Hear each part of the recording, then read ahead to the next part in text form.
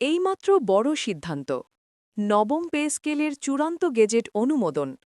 নতুন সরকারের গোপন বৈঠকে বদলে গেল চাকরিজীবীদের ভবিষ্যৎ ও তিনটি সুখবর। বিস্তারিত ভিডিওতে।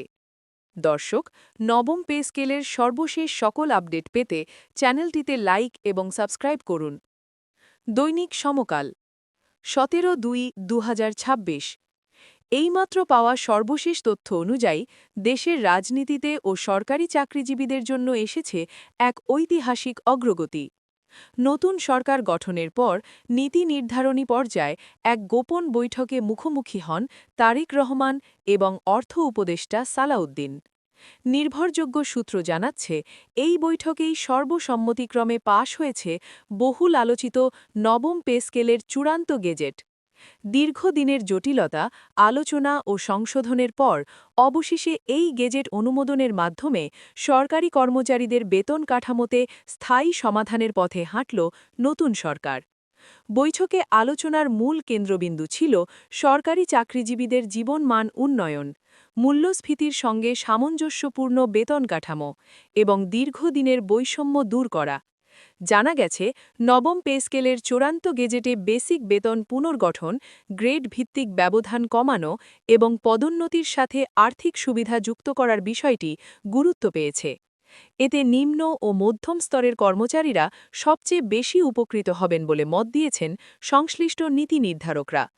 শুধু পে স্কেলই নয়, এই গোপন বৈঠকে পাশ হয়েছে আরও তিনটি বড় সুখবর, যা চাকরিজীবী সমাজে নতুন আশার সঞ্চার করেছে। প্রথম সুখবর হিসেবে থাকছে বকেয়া এরিয়ারের একটি বড় অংশ নির্দিষ্ট সময়সীমার মধ্যে পরিশোধের নীতিগত সিদ্ধান্ত। দ্বিতীয় সুখবর হল পেনশন কাঠামো আধুনিকায়নের রূপরেখা, যেখানে অবসরপ্রাপ্ত ও অবসরপ্রাপ্তির দ্বারপ্রান্তে থাকা কর্মচারীদের আর্থিক নিরাপত্তা নিশ্চিত করার বিষয়টি অগ্রাধিকার পেয়েছে। তৃতীয় সুখবর হিসেবে থাকছে বিশেষ ভাতা ও ইনক্রিমেন্ট সংক্রান্ত কিছু বিধান, যা আগে কখনো এই মাত্রায় আলোচিত হয়নি। সূত্র জানায়, বৈঠকে অর্থনৈতিক বাস্তবতা ও রাজস্ব ব্যবস্থাপনার দিকটিও গুরুত্ব সহকারে পর্যালোচনা করা হয়েছে। অর্থ উপদেষ্টা সালাউদ্দিন স্পষ্টভাবে তুলে ধরেন কিভাবে ধাপে ধাপে এই নতুন পে স্কেল বাস্তবায়ন করা হবে, যাতে রাষ্ট্রের অর্থনীতির ওপর অতিরিক্ত চাপ না পড়ে। একই সঙ্গে তারেক রহমান জোর দেন, সরকারি কর্মচারীরা যেন দ্রুত এর সুফল পান এবং বাস্তবায়নে কোনো অযথা বিলম্ব না হয়। নবম পে স্কেলের চূড়ান্ত গেজেট পাশ হওয়ার খবরে বিভিন্ন দপ্তর ও কর্মচারী সংগঠনের মধ্যে ইতোমধ্যেই আলোচনা শুরু হয়েছে। অনেকেই এটিকে নতুন সরকারের প্রথম বড় জনবান্ধব সিদ্ধান্ত হিসেবে দেখছেন। বিশেষ করে শিক্ষা, স্বাস্থ্য ও প্রশাসন ক্যাডারের অধিকারীদের মধ্যে ইতিবাচক প্রতিক্রিয়া লক্ষ্য করা যাচ্ছে। সংশ্লিষ্টরা মনে করছেন, এই সিদ্ধান্ত বাস্তবায়িত হলে কর্মক্ষেত্রে মনোবল বাড়বে এবং সেবার মানও উন্নত হবে। এই গোপন বৈঠকের সিদ্ধান্ত শুধু একটি গেজেট পাশের মধ্যেই সীমাবদ্ধ নয়, বরং এটি নতুন সরকারের ভবিষ্যৎ অর্থনৈতিক ও প্রশাসনিক দিক নির্দেশনার একটি স্পষ্ট ইঙ্গিত। এখন সবার দৃষ্টি কবে আনুষ্ঠানিকভাবে গেজেট প্রকাশ হবে এবং কবে থেকে মাঠ পর্যায়ে এর বাস্তব প্রয়োগ শুরু হবে। এসব বিস্তারিত তথ্য ও পরবর্তী আপডেট জানতে চোখ রাখুন আমাদের পরবর্তী ভিডিওতে। এই পর্যায়ে গোপন বৈঠকের ভেতরের আরও কিছু গুরুত্বপূর্ণ দিক সামনে আসতে শুরু করেছে, যা সাধারণ মানুষের সামনে এতদিন অজানাই ছিল। সংশ্লিষ্ট সূত্র বলছে, নবম পে স্কেলের চূড়ান্ত গেজেট অনুমোদনের আগে প্রতিটি গ্রেড, ইনক্রিমেন্ট হার এবং ভাতা কাঠামো একাধিকবার পর্যালোচনা করা হয়েছে।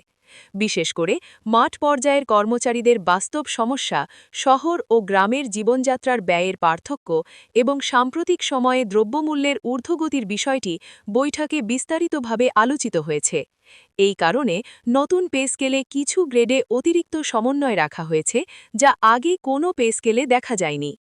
বৈঠকে উপস্থিত নীতি নির্ধারকরা স্পষ্ট করেন, এই নবম পে স্কেল শুধু কাগজে কলমে সীমাবদ্ধ থাকবে না।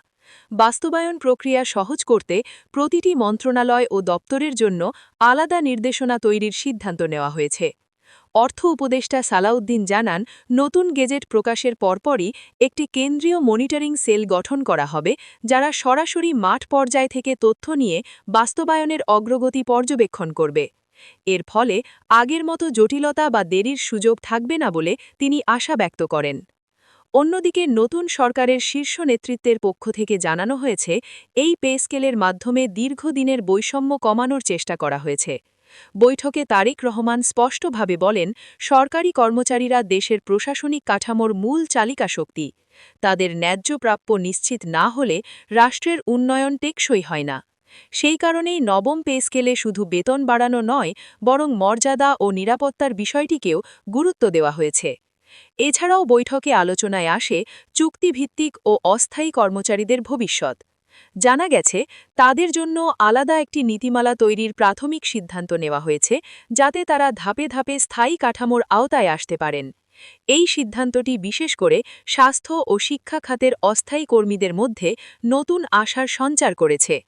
বিশেষজ্ঞদের মতে, নবম পে স্কেলের সঙ্গে ঘোষিত ৩টি সুখবর একসাথে বাস্তবায়িত হলে দেশের সরকারি চাকরির কাঠামোয় বড় ধরনের ইতিবাচক পরিবর্তন আসবে।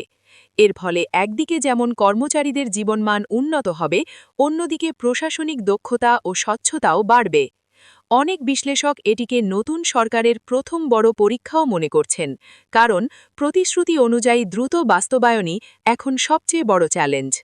সবশেষে বলা যায়, এই গোপন বৈঠকের সিদ্ধান্ত শুধু আজকের জন্য নয়, বরং আগামী কয়েক বছরের অর্থনৈতিক ও প্রশাসনিক দিক নির্দেশনা নির্ধারণ করে দিয়েছে।